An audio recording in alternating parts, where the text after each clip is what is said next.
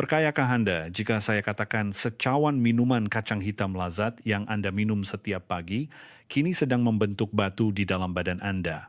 Di antara pesakit yang pernah saya temui ialah Puan Hamidah, seorang wanita berusia 32 tahun. Beliau sangat terkenal di kawasan kejiranannya sebagai seorang pengamal gaya hidup semula jadi.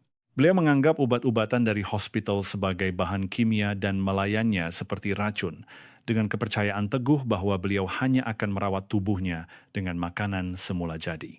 Terutamanya, beliau sangat sedih dengan masalah rambut gugur yang semakin menjadi-jadi seiring dengan usianya. Oleh itu, sejak setahun yang lalu, beliau dengan tekun menyediakan minuman kacang hitam setiap pagi. Usahanya itu amat luar biasa. Beliau akan mencari kacang hitam tempatan berkualiti terbaik di pasar, merendamnya, merebusnya, mengisarnya, dan meminumnya sebagai ganti sarapan. Selain itu, hidangan sampingan kacang hitam yang dimasak dengan kicap masin tidak pernah lekang dari meja makannya. Walaupun keluarganya sudah jemu, beliau tetap akan memaksa mereka untuk makan dengan alasan ia baik untuk kesehatan. Namun, tidak lama dahulu beliau tiba-tiba dikejarkan ke bilik kecemasan. Wajahnya pucat lesi, dan beliau berpeluh sejuk sambil memegang bahagian rusuknya. Keputusan pemeriksaan amat mengejutkan. Terdapat batu karang di dalam buah pinggangnya, dan tahap fungsi buah pinggangnya telah menurun ke paras yang berbahaya. Setelah mendengar keputusan itu, Puan Hamidah memegang tangan saya dan meluahkan rasa tidak puas hatinya. Saya tidak minum arak, tidak merokok, malah saya makan kacang hitam yang berkhasiat ini setiap hari selama setahun, sedangkan orang lain malas hendak memakannya. Kenapa buah pinggang saya pula yang rosak? Apa pendapat Anda? Adakah kacang hitam puncanya? Tidak, kacang hitam tidak bersalah. Kacang hitam adalah sumber nutrien yang hampir sempurna, malah digelar sebagai anugerah Tuhan. Ia mengandungi antioksidan kuat bernama antosianin yang melambatkan penuaan, sisteina yang mencegah keguguran rambut, dan isoflavon yang melindungi saluran darah wanita menopause. Namun, disinilah letaknya perangkap yang berbahaya. Seperti mana ginseng yang berharga boleh menjadi racun jika salah cara pengambilannya, kacang hitam juga boleh menjadi penawar atau racun bergantung pada gandengannya. Kesilapan besar Puan Hamidah bukanlah pada kacang hitam itu sendiri, tetapi pada makanan yang beliau makan bersamanya tanpa disedari. Segelas susu yang kita minum bersama sebagai rutin kesehatan, atau secebis kimchi yang kita makan sebagai lauk, telah bertemu dengan kacang hitam di dalam perut, lalu bergumpal dan mengeras. Sekara perlahan-lahan merosakkan buah pinggang. Terutamanya apabila usia melepasi 40 tahun, badan kita tidak lagi seperti dahulu. Penghasilan jus gastrik di dalam perut berkurangan, dan penapis di buah pinggang yang menyingkirkan bahan buangan mula menjadi haus. Semasa muda, kita mungkin boleh makan apa sahaja tanpa masalah karena sistem penghadaman kita kuat, tetapi selepas pertengahan umur, gandengan makanan yang tidak serasi akan meninggalkan kesan buruk yang terkumpul pada organ kita. Sekarang, coba bayangkan peti sejuk Anda. Adakah terdapat susu di sebelah susu kacang hitam Anda? Adakah Anda makan nasi bersama kacang hitam dengan lauk ikan masin atau acar? Jika ya, Anda perlu mendengar dengan teliti apa yang akan saya sampaikan hari ini. Dalam syarahan hari ini, saya akan memberitahu Anda dengan jelas 3 jenis makanan yang merupakan gandengan terburuk dengan kacang hitam yang perlu Anda singkirkan dari meja makan Anda serta-merta. Sebaliknya, saya juga akan memperkenalkan 3 jenis makanan gandengan ajaib yang boleh menghidupkan semula 200% khasiat kacang hitam yang mati dan mengubahnya menjadi penawar untuk badan Anda. Adakah ada di antara Anda yang terasa terkena? Adakah Anda bimbang karena telah makan dengan cara yang salah selama ini? Jika ya, itu adalah satu kelegaan. Karena sekarang Anda sudah tahu, Anda boleh memperbaikinya. Masalah sebenar ialah jika Anda terus memakannya tanpa mengetahui. Jika Anda menonton video ini sehingga tamat, Anda bukan sahaja belajar cara memakan kacang hitam, tetapi Anda akan memperoleh kebijaksanaan untuk hidup 10 hingga 20 tahun lebih sihat. Sebelum kita mulakan, jika Anda ternanti-nanti kandungan hari ini, sila tekan butang suka dan tinggalkan perkataan nantikan di ruangan komen. Perhatian kecil Anda memberi saya kekuatan yang besar untuk menyampaikan maklumat perubatan yang lebih baik. Baiklah, sekarang mari kita bongkar satu persatu gandengan makanan terburuk yang mengeras seperti simen di dalam badan kita. Baiklah, sekarang saya akan dedahkan penjenayah pertama dalam gandengan makanan terburuk yang merosakkan buah pinggang Anda. Ia adalah susu. Pasti ramai yang mengerutkan dahi sekarang. Dokter, bukankah sangat mudah dan lazat untuk mencampurkan sesudu serbuk kacang hitam ke dalam susu pada waktu pagi yang sibuk? Kenapa tidak boleh? Malah, di kafe pun ada dijual menu sihat yang dipanggil latte kacang hitam, bukan? Ya, rasanya memang sedap. Tetapi sebagai seorang dokter, saya tegaskan, jika Anda meminumnya karena rasanya yang sedap, Anda sebenarnya sedang membela batu di dalam badan Anda. Biar saya terangkan dengan mudah. Kacang hitam mengandungi banyak fosforus. Manakala susu, seperti yang Anda sedia maklum, kaya dengan kalsium. Apabila kedua-duanya berada di luar badan kita, ia adalah nutrien yang hebat. Tetapi apabila bertemu di dalam perut, keadaannya berubah. Apabila fosforus dan kalsium bergabung, ia bertukar menjadi bahan yang sangat keras bernama kalsium fosfat. Secara mudahnya, ia seperti banjuhan simen.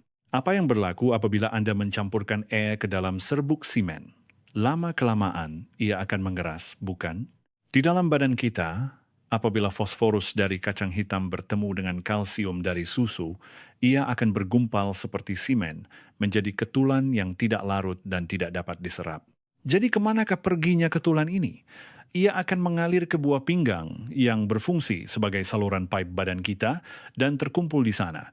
Itulah yang menjadi batu karang. Puan Hamidah yang saya sebutkan tadi juga mempunyai masalah dengan tabiat ini. Beliau minum susu untuk kesehatan tulang dan makan kacang hitam untuk melebatkan rambut, tetapi karena memakannya bersama-sama, kalsium yang sepatutnya pergi ke tulang telah disingkirkan dari badan dan khasiat kacang hitam pula tidak diserap. Sebaliknya, hanya membentuk batu, terutamanya bagi mereka yang berusia lebih 40 tahun, Anda perlu lebih berhati-hati. Perut kita tidak sekuat keluli seperti zaman muda. Apabila usia meningkat, rembesan asid perut menurun dan enzim pencernaan pepsin juga berkurangan. Orang muda mungkin boleh menghadamkannya sesekali, tetapi selepas pertengahan umur, badan tidak mempunyai kekuatan untuk memecahkan ketulan kalsium fosfat ini. Inilah sebabnya mengapa Anda berasa kembung, senak, dan tidak hadam selepas minum latte kacang hitam.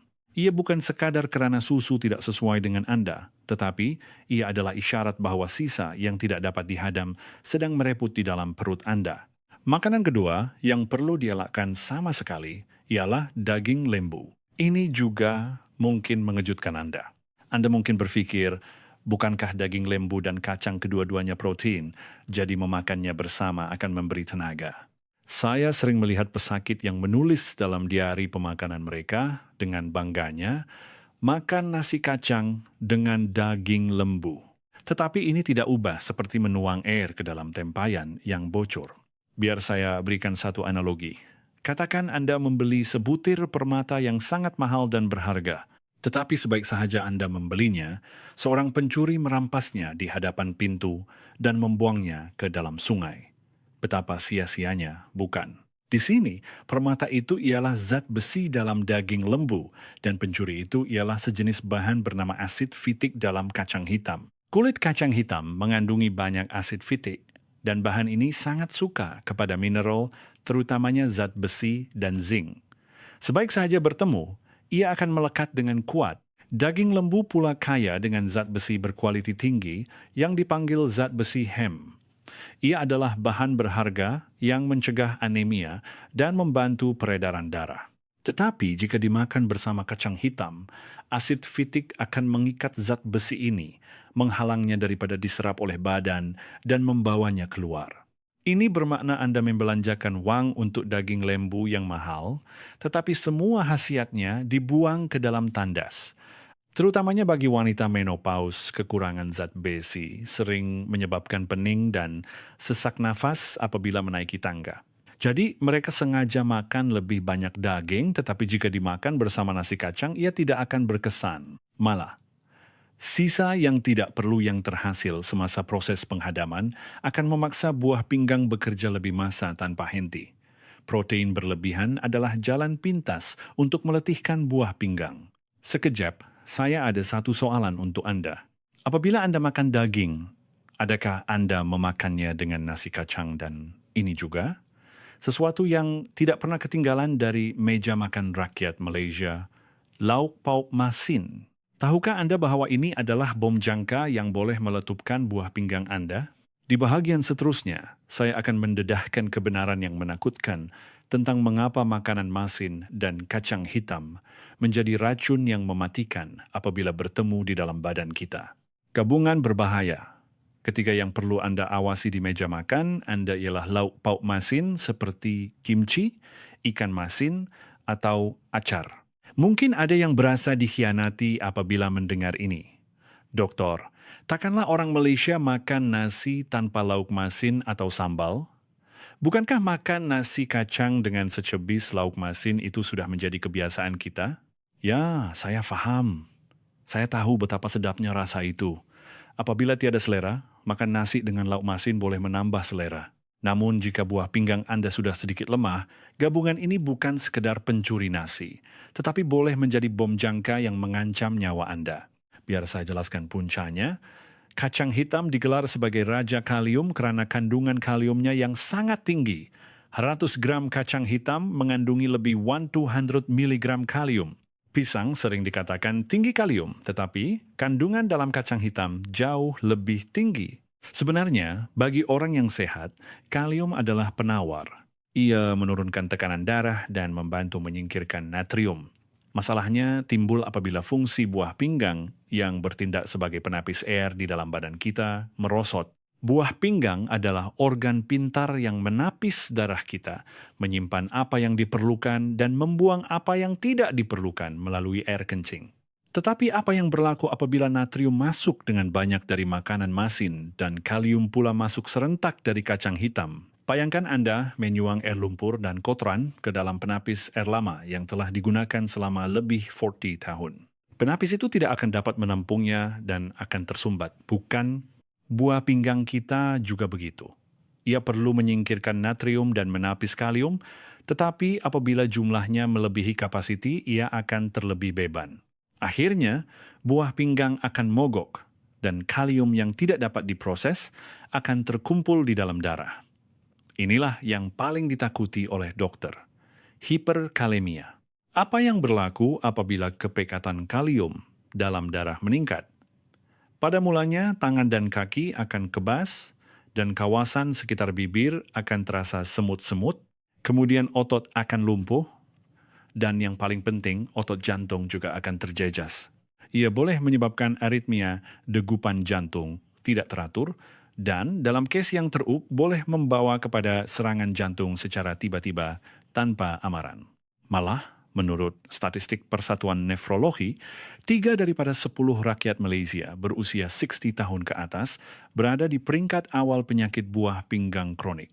Masalahnya ialah tiada sebarang gejala sehingga buah pinggang rosak lebih 70%. Oleh itu, ramai yang percaya bahwa mereka sehat. Puan Hamidah yang saya sebutkan tadi juga begitu. Beliau sangat suka hidangan kacang hitam masak kicap. Beliau menganggapnya sebagai lauk terbaik. Selain itu, meja makannya sentiasa ada ikan masin.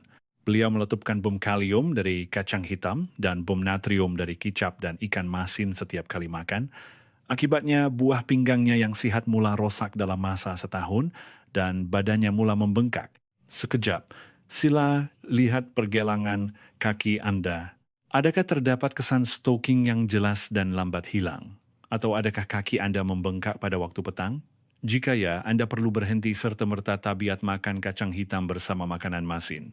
Ia mungkin isyarat daripada buah pinggang Anda yang meminta pertolongan.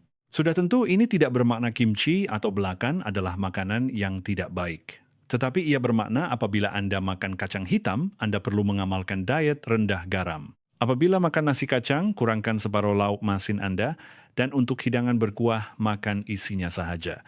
Ini akan memberi ruang untuk buah pinggang Anda bernafas. Setakat ini, kita telah belajar tentang 3 gandingan terburuk dengan kacang hitam, susu, daging lembu, dan lauk masin. Adakah Anda berasa putus asa? Anda mungkin marah dan berpikir, kalau tak boleh dengan susu, daging, dan kimchi, nak makan kacang dengan apa lagi?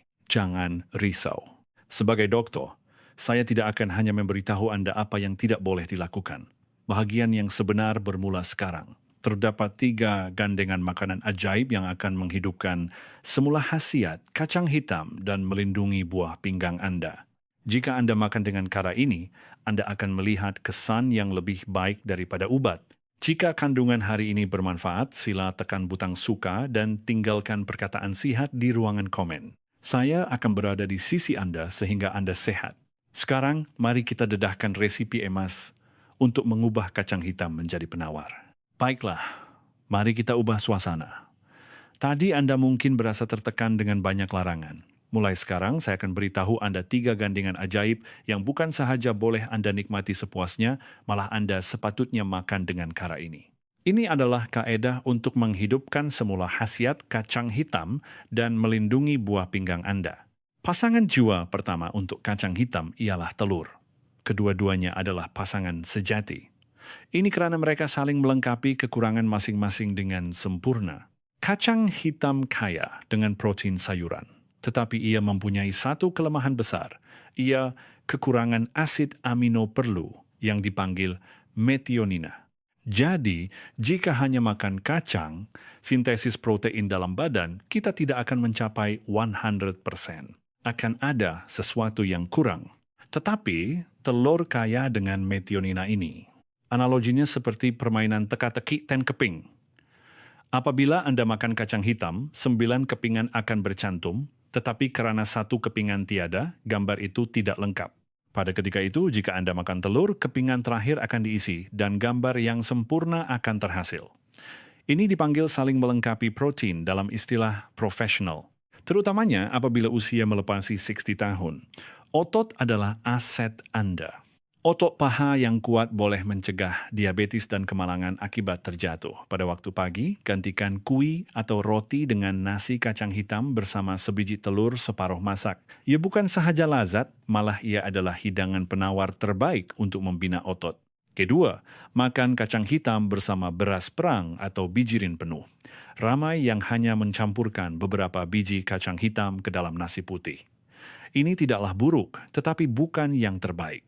Nasi putih telah kehilangan hampir semua nutriennya semasa proses penghilangan, hanya tinggal karbohidrat. Jadi, ia akan menaikkan gula dalam darah dengan cepat. Tetapi beras perang atau bijirin penuh berbeza. Kulitnya masih ada, jadi ia kaya dengan serat. Apabila serat ini masuk ke dalam badan kita, ia bertindak seperti jaring. Ia menangkap karbohidrat dan melambatkan penukarannya kepada glukosa. Ia melambatkan proses penghadaman. Kacang hitam juga mempunyai banyak serat, dan apabila digabungkan dengan beras perang, ia akan menghasilkan kesan sinergi yang menghalang kenaikan gula dalam darah secara mendadak. Ia memberi ruang untuk pankreas berehat. Bagi mereka yang bimbang tentang diabetes atau perlu mengawal gula dalam darah, nasi kacang hitam dan beras perang bukanlah pilihan, tetapi satu kemestian. Ketiga, ini adalah petua yang sangat penting. Makan kacang hitam bersama cuka. Tadi saya ada sebutkan bahwa apabila usia meningkat, asid perut berkurangan, menyukarkan penghadaman protein kacang. Bagi mereka yang berasa kembung dan kerap buang angin selepas makan kacang, itu semua kerana ia tidak dihadam dengan baik. Disinilah kuka muncul sebagai penyelamat. Sifat asid kuka merangsang perut untuk menghasilkan lebih banyak asid perut. Ia seperti meletakkan minyak pelincir pada mesin yang ketat. Cuka itu sendiri juga membantu melembutkan struktur protein kacang yang keras, memaksimumkan kadar penyerapan. Cara yang paling disyorkan ialah membuat kacang hitam cuka. Rendam kacang hitam yang telah digoreng di dalam cuka selama kira-kira seminggu dan makan kira-kira 10 biji sebagai lauk semasa makan. Pada mulanya mungkin sukar untuk dimakan kerana masam, tetapi apabila sudah biasa, rasa masam itu akan membuka selera dan bertindak sebagai bantuan penghadaman. Inilah diet yang saya preskripsikan kepada Puan Hamidah.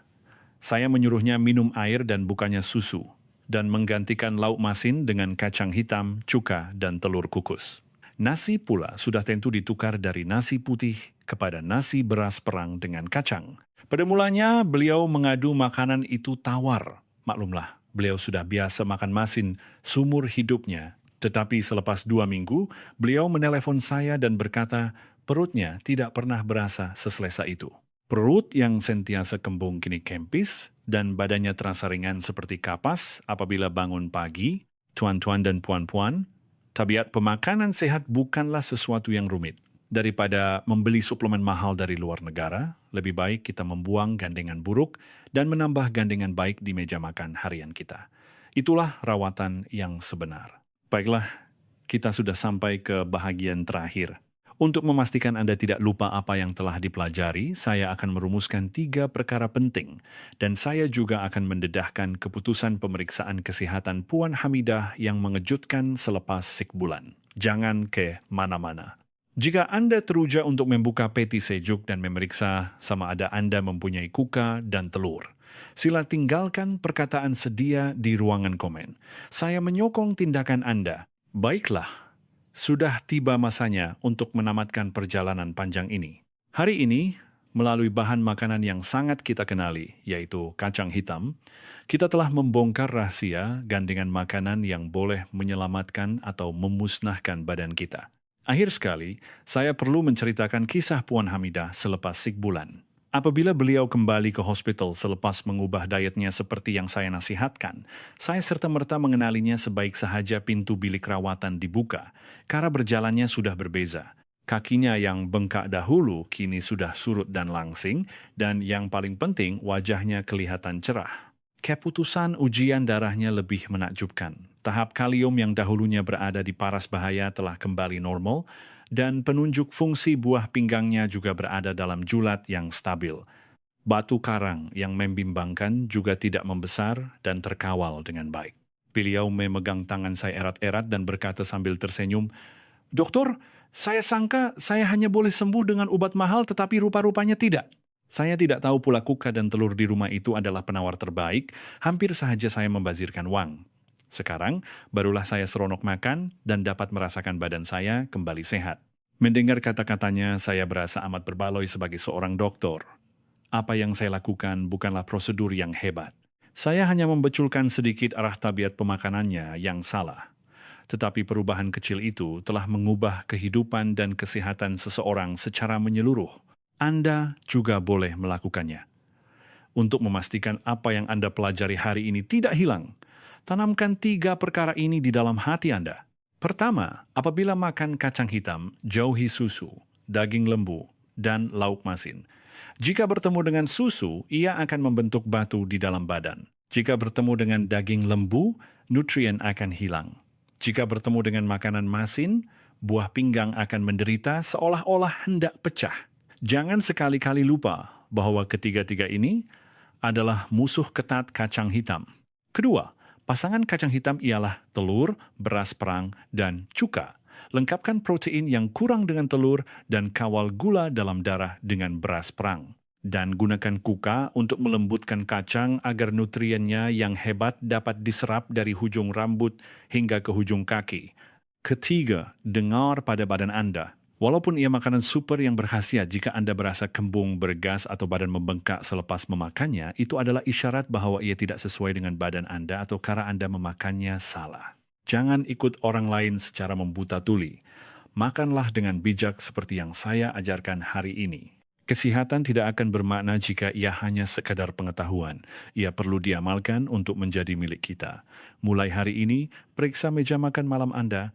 Jika ada ikan masin di sebelah hidangan kacang Anda, buangkannya dengan berani. Dan esok pagi, coba minum segelas air suam dan makan kacang hitam cuka sebagai ganti susu. Amalan kecil yang terkumpul dari hari ke hari akan mengubah sepenuhnya kesehatan Anda setahun atau 10 tahun dari sekarang. Rahasia untuk mengurangkan separuh lawatan ke hospital dan menyambut usia 100 tahun dengan cergas tidak jauh. Ia berada di atas meja makan Anda. Jika video ini sedikit sebanyak membantu menjaga kesehatan Anda, sila tekan butang langgan dan suka. Dan sila kongsikan video ini dengan rakan-rakan atau ahli keluarga yang rajin makan kacang hitam kerana khasiatnya. Perkara baik akan menjadi lebih baik apabila dikongsi. Sekian daripada saya, dokter Anda yang menyokong hari tua Anda yang sehat. Bagi mereka yang meninggalkan komen amalkan, saya akan menyokong Anda dari lubuk hati saya. Semoga Anda mempunyai hari yang sehat dan bahagia hari ini. Terima kasih.